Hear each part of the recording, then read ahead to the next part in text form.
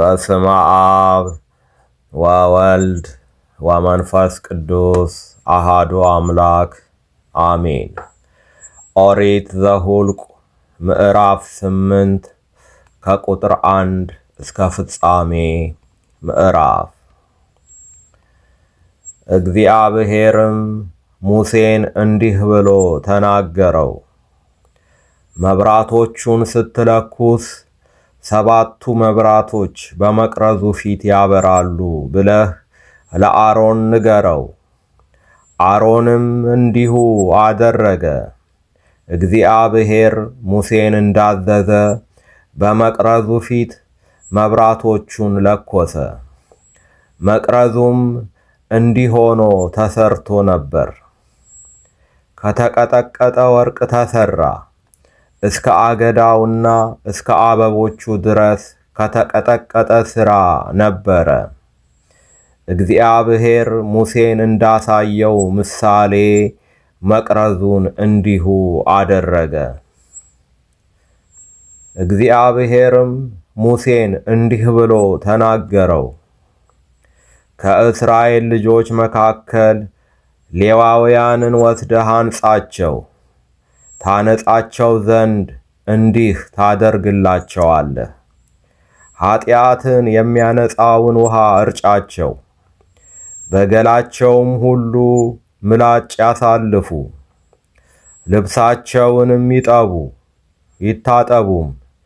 ወይፈንን ለእህሉም ቁርባን በዘይት የተለወሰ መልካም ዱቄትን ይውሰዱ። ሌላውንም ወይፈን ለኃጢአት መሥዋዕት ውሰድ። ሌዋውያንንም በመገናኛው ድንኳን ፊት አቅርብ። የእስራኤልንም ልጆች ማኅበር ሁሉ ሰብስብ። ሌዋውያንንም በእግዚአብሔር ፊት አቅርባቸው። የእስራኤልም ልጆች በሌዋውያን ላይ እጃቸውን ይጫኑባቸው። አሮንም ሌዋውያን እግዚአብሔርን ያገለግሉ ዘንድ ከእስራኤል ልጆች መካከል ስጦታ አድርጎ ሌዋውያንን በእግዚአብሔር ፊት ያቅርብ። ሌዋውያኑም በወይፈኖቹ ራሶች ላይ እጆቻቸውን ይጫኑ። ለሌዋውያንም ስለ ማስተስረያ አንዱን ለኃጢአት መሥዋዕት ሁለተኛውንም ለሚቃጠል መሥዋዕት ለእግዚአብሔር አቅርብ። ሌዋውያንንም በአሮንና በልጆቹ ፊት አቁማቸው። በእግዚአብሔርም ፊት ስጦታ አድርገህ አቅርባቸው። እንዲሁ ሌዋውያንን ከእስራኤል ልጆች መካከል ለይ። ሌዋውያንም ለእኔ ይሁኑ። ከዚያም በኋላ ሌዋውያን የመገናኛውን ድንኳን አገልግሎት ያገለግሉ ዘንድ ይገባሉ። ታነጻቸውም አለህ፣ ስጦታም አድርገህ ታቀርባቸዋለህ። እነርሱም ከእስራኤል ልጆች መካከል ፈጽሞ ለእኔ ተሰጥተዋልና በእስራኤል ልጆች በኵራት ሁሉ ማኅፀን በሚከፍት ሁሉ ፋንታ ለእኔ ወስጃቸዋለሁ።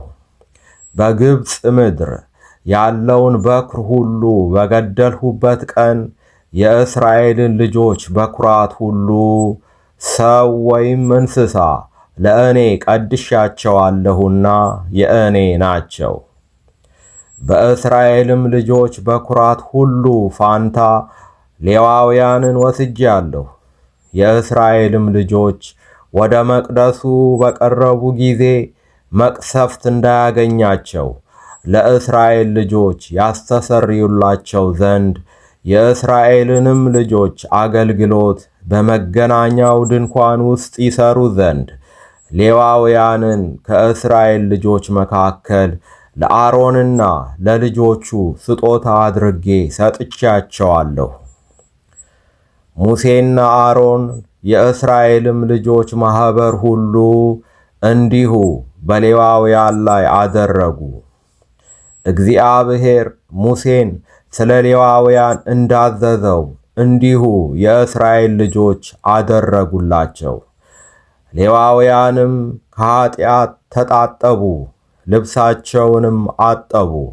አሮንም ስጦታ አድርጎ በእግዚአብሔር ፊት አቀረባቸው። አሮንም ያነጻቸው ዘንድ አስተሰረየላቸው። ከዚያም በኋላ ሌዋውያን በመገናኛው ድንኳን ውስጥ በአሮንና በልጆቹ ፊት አገልግሎታቸውን ይሰሩ ዘንድ ገቡ። እግዚአብሔር ሙሴን ስለ ሌዋውያን እንዳዘዘው እንዲሁ አደረጉላቸው። እግዚአብሔርም ሙሴን እንዲህ ብሎ ተናገረው። የሌዋውያን ሕግ ይህ ነው። ከ25 ዓመት ጀምሮ ከዚያም በላይ ያሉት በመገናኛው ድንኳን ሥራ ያገለግሉ ዘንድ ይገባሉ። ዕድሜያቸውም 50 ዓመት ሲሞላ የአገልግሎታቸውን ሥራ ይተዋሉ። ከዚያም በኋላ አይሰሩም። የተሰጣቸውን ይጠብቁ ዘንድ ወንድሞቻቸውን በመገናኛው ድንኳን ውስጥ ያገለግላሉ። የድንኳኑን አገልግሎት አይሰሩም። እንዲሁ ስለ ሥራቸው በሌዋውያን ላይ ታደርጋለህ። ይቆየን። ወስብሐት ለእግዚአብሔር።